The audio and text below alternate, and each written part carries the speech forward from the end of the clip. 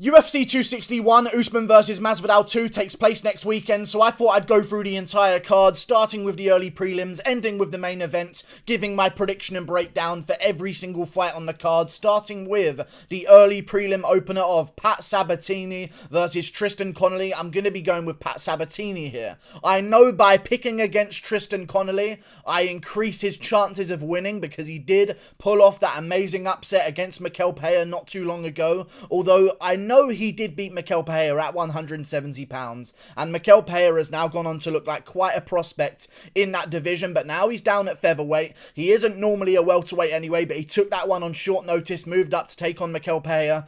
I know he beat him, and he came back in the later rounds, but Mikel Pereira was literally double backflipping on him.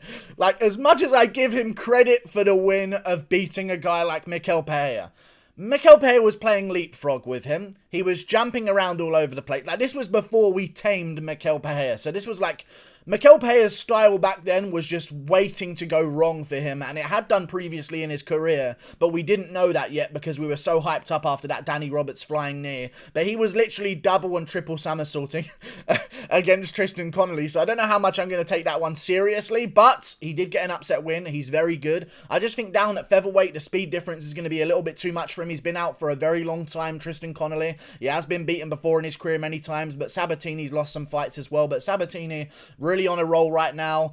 Neither guy's really beaten too amazing of competition outside the UFC, but I do believe that Pat Sabatini's going to go out there and get it done against Tristan Connolly. Really looking forward to this one though, because if Sabatini can win and look good, we've got ourselves a little bit of a prospect. He's 30 years of age, so it would be preferred if he did get the win here, but I like him, man. He's got a couple of good wins. One against Jesse Stern, who was 10-3 on CFFC with an armbar in the second round. I feel like he's going to go out there and get the job done, and he has a win earlier in his career as well against Tony Gravely, who's actually on a card tomorrow. So I feel like Pat Sabatini's going to go out there, look really good. I think he'll win a unanimous decision. Connolly's going to come back in the later round. First two rounds are going to go to Sabatini, but Tristan Connolly has just had a bunch of neck surgeries recently. He's 35 years of age. He's been out for like a year and 3/4 or a year and a half, whatever it is. Very long time to be out of the cage. Now he's coming back down to a lower division. I feel like he's going to get beaten by Pat Sabatini in those early rounds skill-wise. Maybe he makes a comeback later on, but I'm going to say 29-28 Pat Sabatini. Moving on, Liang versus Ariane Carnelossi. I'm going to go with Ariane Carnelossi here. We don't know much about Liang.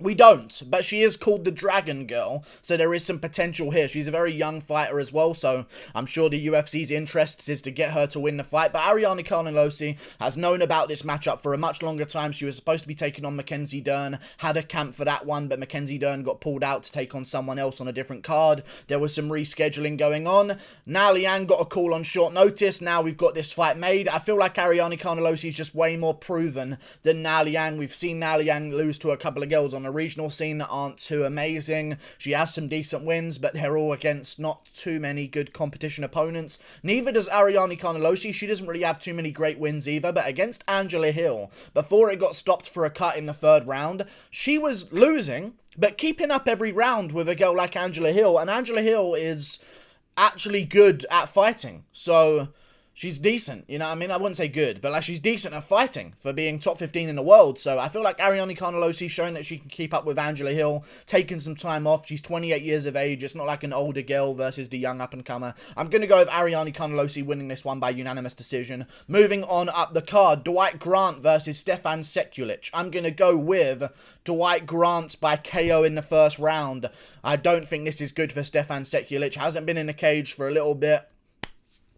Think he's going to get smacked by Dwight Grant. But Dwight Grant is coming off that loss to Daniel Rodriguez where he did get KO'd. It wasn't like a bad KO loss though. It wasn't like he went out cold and it's like, oh, we're going to have to take 8 months off here. So he's taking a little bit of a quick turnaround. He basically got slumped against the cage by Daniel Rodriguez. But, you know, we haven't seen Stefan Sekulic since 2018 September where he lost to Ramazan Emeev. Either way, he's somewhat good. I just feel like he's going to walk into big power by Dwight Grant here in the early rounds. And I think I'm I'm going to go by first round KO for Dwight Grant here. I think he's going to smack Stefan Sekulic out of here, and maybe they will consider maybe cutting him from the UFC, but he's only going to be on a 2-fight losing streak, so I feel like they might give him one more chance. I just feel like Sekulic is going to be KO'd by Dwight Grant. He's been KO'd before in his career by David Zawada as well earlier on. I think Dwight Grant's just a little bit too powerful in that early round, and I think he's going to catch him on the chin, almost put away Daniel Rodriguez, and we know how good he is. I'm going to go with Dwight Grant getting it done against Stefan Sekulic by first round KO. Moving on up the card to Rodrigo Vargas versus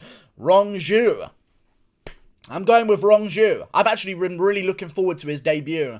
He's got quite a bit of a highlight reel on his hands. Like, he's got a bunch of finishes early. Looks amazing. I'm going to go with him by TKO here against Rodrigo Vargas. Rodrigo Vargas is coming off that kind of win, but it was a loss, but it's considered a loss because it's a DQ, because he kneed Brock Weaver in the face when he was a grounded opponent. But he was winning that fight anyway against Brock Weaver. But then again, Brock Weaver is not really a good fighter. Like, we found that out eventually anyway. So even if he did technically get a win over Brock Weaver, it's still fucking Brock Weaver. Maybe Brock Weaver can make a comeback. I know he won a fight on the regionals recently. But I'm going to go with Rong Zhu here. 21 years of age, 17-3, on a bit of a win streak right now as well. I believe a 10-fight win streak now since losing to a guy all the way back in 2018. So he's staying ridiculously active.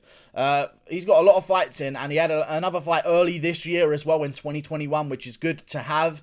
I'm going to go against Rodrigo Vargas here, being a bit of an older guy, 35 years of age. He's lost to certain opponents. He's beaten certain opponents. Nothing too crazy on either of their records, but Zhu Rong has a couple of good wins. Like, he seems to disguise his wins amongst absolute cans. Okay, so you have to sift through the cans, but you can find some decent wins. Like, he'll take on a guy who's 10-9, and then turn right around a couple of months later and take on a guy who's 0-4. But then he'll come back around and fight a guy who's 17-5, like, the next month. I feel like he's kind of been playing his career in a way where he's like, right, I'll have a couple of fights, get myself, like, in the cage a couple of months before the big one, and I'll be ready for it when my opponent will not be. So he takes on a can in preparation to take on a decent competition opponent, and it's been working for him. I mean, he beat Alisson Barboza, who's 18-5, sorry. He's beat some good opponents, 19-4, Marcio Andrade. I like Rong Zhu here going out there and getting a TKO finish. I'll say in the second round. I think Vargas is going to survive for a little bit, then eventually he'll succumb. Ground and pound finish for Zhu Rong. I think he gets it done in his debut. Moving on up the card to Jamey Simmons versus Johnny Munoz. I'm going to go with Johnny Munoz here. He lost to Nate Maness in his last fight, but other than that, he should be undefeated. But the only reason he lost to Nate Maness is because he groin kicked him a couple of times. Now, it could be accidental, and I know they take points away and stuff like that, but Johnny Munoz was beating Nate Maness other than those groin shots. And Nate Maness is a really good opponent, and other than those groin shots and having a point taken away, I know they're going to affect a fight, don't get me wrong, but, like, he was still winning the fight very clearly. Had a really good first round, then did well in the second and third as well, but those groin shots really did pay when the points got deducted.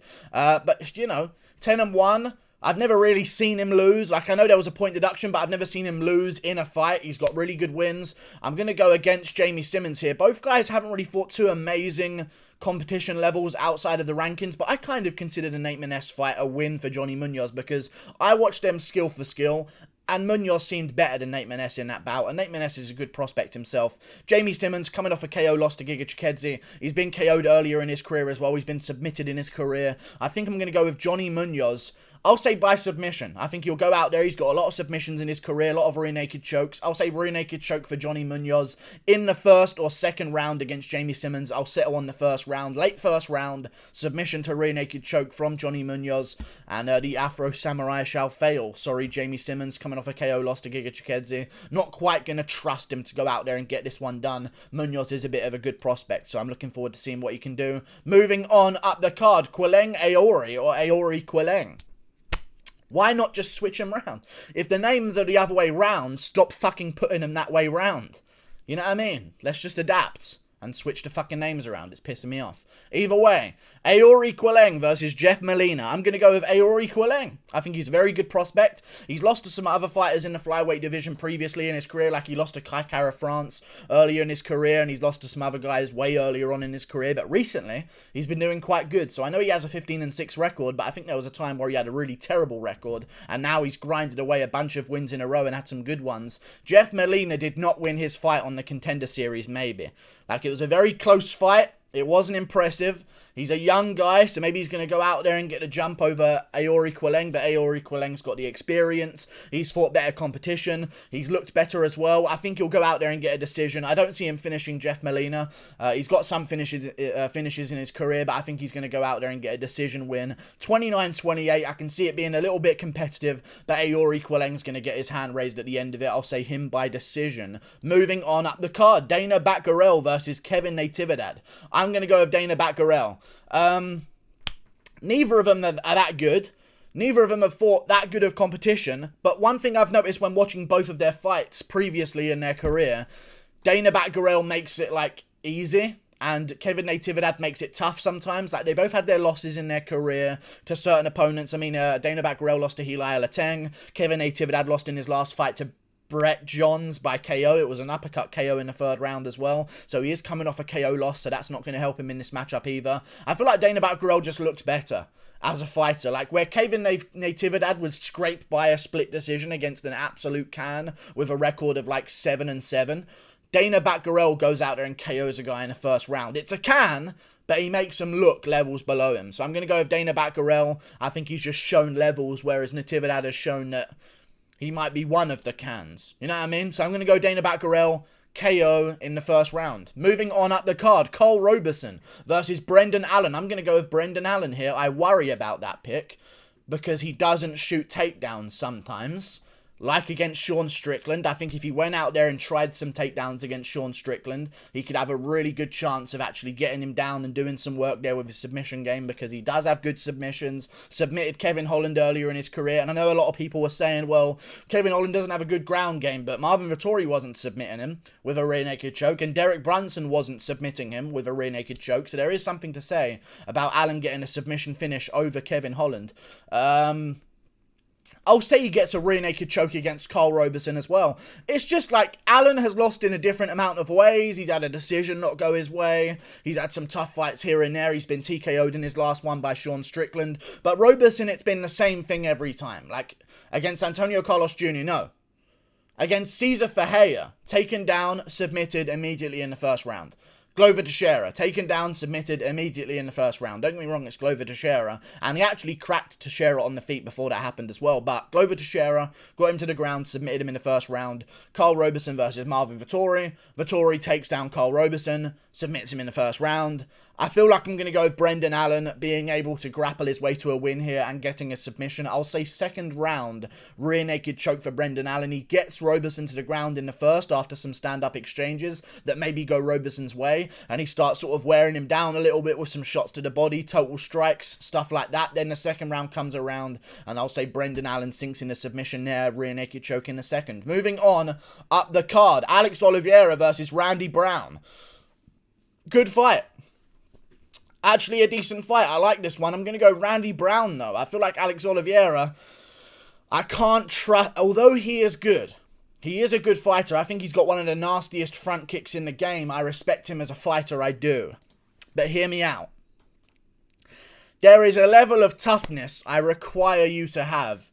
I feel like Oliveira always gets injured in his fights, whether it's his toe breaking or his rib breaks in the middle of a fight or his nose gets shattered again. Like, it's just, or his eye swells up on one side. Like, I feel like he's so injury prone because he's been through so many wars in his career. I know Randy Brown's coming off that TKO loss to Luque, but in that second round, he started to look quite good before the eventual demise because he's taking on Vicente Luque after all. But Alex Oliveira, a little bit older. I feel like Randy Brown Brown's going to be able to get it done against him. I won't say he finishes him, but I'll say Oliveira wins the first round and Randy Brown comes back in the second and third. I think that's the most likely outcome in my opinion. I'll say Randy Brown by decision. Don't see him finishing Oliveira. Tough for Oliveira, coming off a loss to Shavkat Rakhmonov, I believe, by guillotine in the first round. Pretty bad loss, got rocked before that as well, but I don't see him getting finished by Randy Brown. I'll say decision for Randy Brown, 29-28, winning the last 2 rounds. Moving on, just by being tougher. I think Oliveira's going to be limping around in the third, and Brown's going to be composed and just be in one piece. So I'm going to go Randy Brown by decision. Moving on up the card to the main card. Anthony Smith versus Jimmy Crute. I'm going with Jimmy Crute. I'm not picking Jimmy Crute by TKO. I think Anthony Smith's going to go out there, have a real tough time with Jimmy Crute's ground game. I think he's going to go out there and get out-grappled by Jimmy Crute, because if Alexander Rakic can out-grapple you for 3 rounds, I understand he hurt your leg in the first round, but I think Crute's going to be able to go out there, chop at that leg as well, because we saw in his last bout against Mikhail Oleksiejczuk, or that wasn't even his last bout, was it? No, it was his last bout against Mikhail Oleksiejczuk. No, it wasn't. Modestas Bukauskas last fought Mikhail Oleksiejczuk, but he also fought Mikhail Oleksiejczuk. He fought both of them. Modestas Bukauskas, Mikhail Oleksiejczuk, destroyed both of them. I know he lost that fight to Misha Serkinov, but he was winning that bout, and then Serkinov pulls off this fucking Peruvian necktie out of nowhere. Crazy win for Misha Serkinov, but I think Jimmy Crute's going to go out there. Looked amazing against Paul Craig, got a submission there in the 3rd round, I believe, by Kimura. Amazing Kimuras. I don't think he's going to finish Anthony Smith. Smith is really good at not being finished. I know he has been finished earlier in his career, but in a 3-rounder, I think you've got to beat down Smith to finish him. You know, like Thiago Santos hurt him with a body kick and then beat him up on the ground. But Smith was kind of still in there looking for his way back into the fight because he's so tough. Then you've got other losses in his career, like he had to go over to Shera, where it was a beat down over a prolonged period of time. I think Jimmy Crute's going to go out there and just win the ground exchanges for 3 rounds after landing some shots to the legs on the feet, some shots upstairs on the feet. Maybe Smith's going to engage in the clinch to sort of stop the stand-up, and then Crute's going to go to the ground and get him there. I think Crute's going to win the grappling, and I see him winning it 30-27 against Anthony Smith. You know what? I'll go one further. 30-26. I think he'll get a 10-8 round in the 3rd or something, looking for a finish before the final bell. And I'll say Crute 30-26. I see a 10-8 round happening. I think it's going to be a beatdown, ground and pound submission attempts. I think he's got really underrated jiu-jitsu. So I'll go Jimmy Crute getting it done against Smith. I mean, against Mikhail Oleksiejczuk, Jimmy Crute went out there and just took him for a fucking spin in the grappling world, down multiple times in the 1st round. I think he set a record for a 1-round fight on how many takedowns he got on Mikhail Oleksiejczuk. Great grappling. I don't see Smith hanging with him on the ground. He just seems to shell up in a ball sometimes if you hit him too hard. So I'm going against Smith, but rooting for Smith a little bit because he's a nice guy. But I'm going with Jimmy Crute getting it done as the prospect. I think he's dangerous on the feet as well. Smith just doesn't seem there anymore. You know what I mean? Seems like a bit of a shell of himself, curling up in a ball sometimes. I know he got Devin Clark in that triangle, but I don't see Crute falling for that mistake on the ground. He's got much better jiu-jitsu than Clark. Moving on up the card, Uriah Hall versus Chris Weidman. I'm going to go with Chris Weidman here, and I'm going to wait to put my money on it, okay? Because he's technically the underdog, even though the odds are even. Uriah Hall is favoured to win this one slightly. However, more people are picking Uriah Hall by far than are picking Chris Weidman, so I'm going to wait on this one. I think people are going to put some money on Uriah Hall by TKO, try the odds there, and then I'm going to get Weidman as a bit of an underdog, I think, closer to the fight. But I'm going to go with Weidman out-grappling him for 3 rounds. In their first encounter years ago in the regional scene, Weidman just battered him in the 1st round after taking him down and really beat him up there. But this is not the same fight whatsoever. Uriah Hall's improved his takedowns. I feel like if this was a 5-rounder, I would actually maybe pick Uriah Hall in the 4th or 5th. I think because this is a 3-rounder, Weidman can sprint for 3 rounds with his grappling, and I think he can do it quite well against a guy like Uriah Hall. I know he has won his last fight against Anderson Silva, and it was a good win, and I know he's won a lot of fights in a row recently as well. It just seems to be close, and he seems to be losing so much.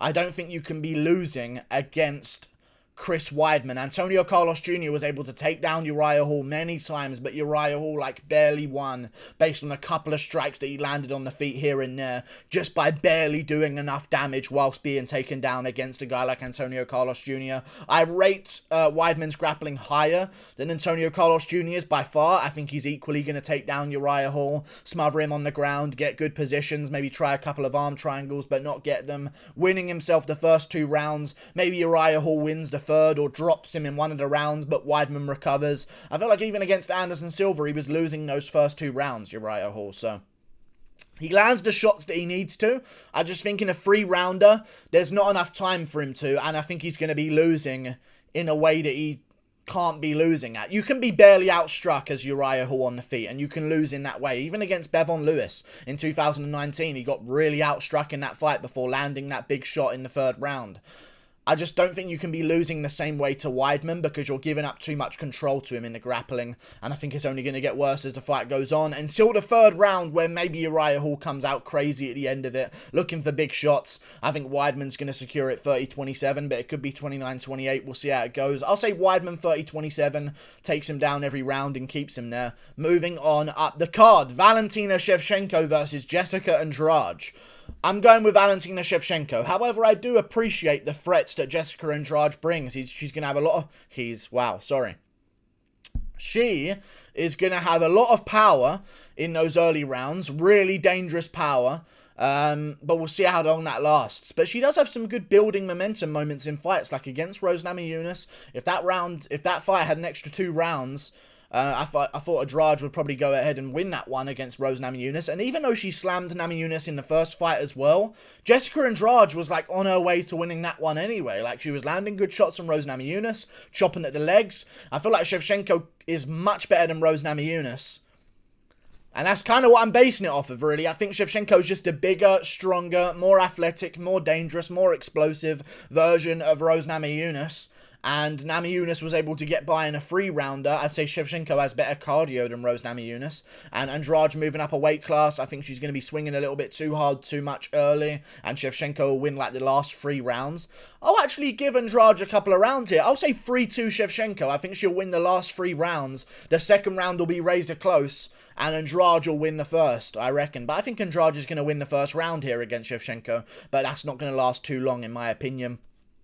Maybe she comes out a little bit wild, looking for some big shots, looking to gain Shevchenko's respect. I think as she does that, we're going to see Shevchenko take this to the ground and use a couple of sweeps here and there to neutralize her forward offensive motion. But I just think Shevchenko's too technical of a striker on the outside. I don't see Andrade being able to out-leg kick her. And I just think her consequences are much higher than the consequences of a girl like Rose Namajunas. So I don't think Andrade is going to be able to smother her with the same amount of effectiveness. I'm going with Valentina Shevchenko here.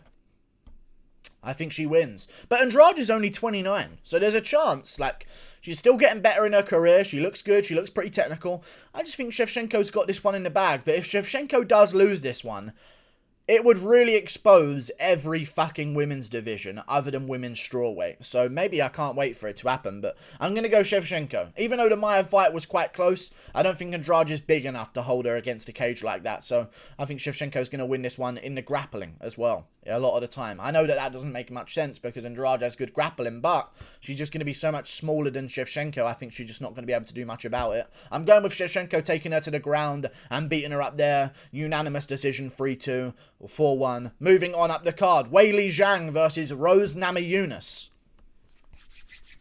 I'm going with Weili Zhang. I've seen a lot of people picking Rose Namajunas, and I don't know why. I'm picking Zhang Weili to really badly beat her up in those later rounds. I don't like the way Rose Namajunas slows down. I know it was a 3-rounder and it's at a little bit of a different pace, but I'll tell you what else is at a different pace. Weili Zhang's 5-rounders. Like, I feel like Weili Zhang versus Ioana Jędrzejczyk was a much higher pace than Rose Namajunas versus Jessica Andrade too. And I think Weili Zhang's going to pull ahead in those later rounds. She's going to learn her mistakes from the Ioana Jędrzejczyk fight where she's somewhat slowed down as the rounds go on. I thought Weili Zhang actually beat Ioana Jędrzejczyk in her fight. I think in the rematch between Rose Namajunas and Ioana Jędrzejczyk, Rose lost. I know that's going to offend a lot of people because only Holloway is allowed to, like, you know, whatever though. I'm not even going to get into it. But Rose Namajunas lost the second Ioane and Jacek fight, and Weili Zhang won her fight with Ioane and Jacek. There were 3 rounds where Weili Zhang had equal strikes to Ioane. I thought she won all of those 3 rounds by landing the bigger shots. But Ioane and Jacek is a dangerous girl, but we're not talking about Ioane and Jacek. We're talking about Rose Namajunas versus Weili Zhang. I feel like Weili Zhang has more power, and people have been talking about, you know, Rose has the X factor with her power. She's got 1 TKO in her entire fucking career. Okay, Weili Zhang has something like 10 in 21 fights. I think she's got a power advantage over Rose Namajunas. She's got momentum over Rose Namajunas as well, because she's on an absolute spree right now, running through the strawweight division, on her way to becoming a GOAT of the division as well. I think if she does win this one against Rose Namajunas, she will be the GOAT of the women's strawweight division. I think it's pretty hard to deny her. I mean, she has all of the wins that are necessary to have, but we'll see how she does moving forwards. But she has a win over Ioane and Jacek. If she wins this one, she'll have a win over Rose Namajunas. She has a win over Jessica Andrade as well. That's like the trifecta of names you need at strawweight. That Ioane had Andrade, but she lost to Rose. But Rose had Ioane, but at first she lost to Andrade, then she redeemed it. So this will be for the women's strawweight GOAT, in my opinion. But Weili Zhang, I think she'll get it done in the later rounds by TKO. She's got more power. She's more athletic. I feel like Rose did take a bit of a beating in that Andrade fight, but Weili Zhang took a beating in her last bout as well, but she's had a long time off, and she seems like she's really improving now, even whilst being the older woman against Rose Namajunas. The reach advantage is going to help Rose out a little bit, and I think Rose might end up actually winning a couple of those early rounds, maybe sneak a round 2 or a round 3, something like that. But Weili Zhang is going to win the first. She's got good grappling as well, so I don't see Rose Namajunas really being able to expose her on the ground, because, again, who really has Rose Namajunas exposed on the ground? Like Michelle Waterson, after dropping her with a head kick? Like, I don't know, really. I'm going to go with Weili Zhang. I think she's more proven, she's more consistent, and I think she'll win in the later rounds. 4th round TKO for Weili Zhang. She'll chop at the legs of Rose Namajunas early, slow down that footwork, and eventually start working her combos later on in the fight and finish her in the 4th round by TKO. Moving on up the card to the main event. Kamaru Usman versus Jorge Masvidal 2. Oh, what a fucking shit show. This fight should not exist, but it does exist, so let's talk about it. Because it's a fucking circus now. I'm going to go with Kamaru Usman, of course. He won it last time, and Masvidal did kind of have a training camp last time, because Dustin Poirier ratted him out and said that he was training hard the entire time in case anyone fell out. Now, I know that there is a bit of an advantage for Masvidal about the weight cut. He's going to have a little bit of a heads up about when he's going to have to start draining himself for the weight cut, and he'll be a little bit more strict on his diet, and he's going to run that extra mile that maybe he wouldn't have done before without that motivation. And he's also, I guess, what else advantages is there for Masvidal taking this one on a bit more notice? There's an advantage for Usman. Usman gets Usman, remember this, listen to this right now. Usman's this is a huge thing. This is groundbreaking information. Look at Usman's game plan against Gilbert Burns. Okay, that's who he was originally training for when Masvidal stepped in on short notice. His game plan against Gilbert Burns in their fight that happened recently at UFC 258 was to do nothing but strike with Gilbert Burns. No grappling whatsoever. No grappling whatsoever. His game plan was to go out there and strike with Burns and avoid the ground like a plague. He was not going to use his grappling. Burns was laying on his back, and Usman wanted nothing to do with it because of how dangerous Burns is on the ground. And I guess Usman knew that from training with him, that maybe he'd have a bit of a jiu-jitsu advantage. But Usman was planning to go out there and strike with Burns. I feel like now you've given him Masvidal on a full camp. He was probably training to strike with Burns that whole camp the first time as well, I would argue, which I think is very reasonable to suggest. And Masvidal came in as a striker on short notice, and all of a sudden, Usman has to grapple for 5 rounds. I think now he's got a full camp for Masvidal. He's going to be much better at doing what he did in the first fight, and I think he's going to win it maybe a little bit more impressively. Masvidal, I think, is going to sneak a first round, but I think there's going to be some 10-8s for Usman later on, with a bit more of a preparation for the grappling. He's had a bit of a warm-up for this bout as well against Gilbert Burns. He's been more active than Jorge Masvidal. Masvidal's done nothing but sit out on the sidelines and chill with Jake Paul and leave his wife and kids alone and whatever else Masvidal's getting up to being a BMF. But, you know, I feel like Usman's more committed to the game right now. Still hungry as well because he hasn't had that huge paycheck that Masvidal's had in his career. So Usman's still trying to build his own star power and get those multi-millions. But I'm going to go with Usman, man. I think I'm going to go with Usman getting this one done. decision. I think there maybe might be a 10-8 in the 5th or 4th or something like that this time. But Masvidal's going to sneak the first round. Definitely. He did last time, but it was questionable. But this time he will definitely get the first round. Maybe have a close start of a second. But Usman's just going to... I know people watched the Burns fight and thought, oh, now Usman's going to stand up a bit more and it's going to be interesting. I think Usman's stand-up has improved since being with Trevor Whitman. I think that's going to be a huge factor here as well against Jorge Masvidal. I don't think Masvidal can make like game-breaking changes to his grappling game this late in his career. I think Usman can make those adjustments to his striking this late in his career because in the first fight, Usman still had more to work on than Masvidal did as a fighter. Masvidal's a complete project with some flaws and some issues. Usman's at the peak, but we can still add a little bit more improvements here and there. I think that's what's going to be seen in this rematch. Usman's going to win it by decision, but I was going to say I hope Masvidal wins. I remember last year I was praying for Masvidal to win. I really give a fuck now, man. I feel like the buzz is dead for Masvidal, right? Like, I know that it's not just because he lost. That's not the reason why the buzz is dead. I just don't feel like he's that... I don't know. I feel like he's kind of lost a bit of the anticipation factor, the interest factor that he had before. I think he's a bit of a lame ass, to be honest with you. I'm not really as buzzed for this event as I should be. Like, this is Masvidal fighting for a belt, right? But I don't feel that way. I feel like more excited for the Weili, Zhang, Namajunas fight. But either way, Usman Masvidal 2, great matchup. Usman's too good at grappling, so he's going to out-grapple Masvidal. Masvidal was, 35 when he last took on Usman? Now he's 36. You know what I mean? Ooh. What can Masvidal do a year later in his career? But, you know, he has a bit more of a training camp, so maybe there's a chance he goes out there and wins. But I'll tell you this as well. He's eating McDonald's a couple of weeks ago. Dude's not fucking... I think he's given himself insurance policies. And this is something I've noticed in so many fighters recently. Insurance policies. Adesanya moving up to Jan Blachowicz' weight class, 205.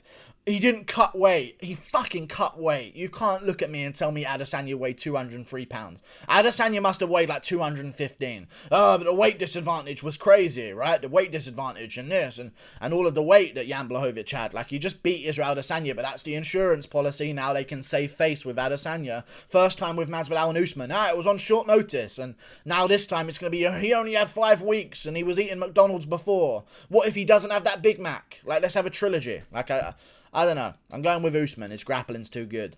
And his striking's getting better. So, yeah. Like and subscribe. Thank you for watching. Click that button up there. And Masvidal seems fat recently as well. I remember when Masvidal used to have a bit of a good physique on him. What happened? Looking a little bit chubby now in the welterweight division, I might say. Like and subscribe. Click that button up there. Toodle pip.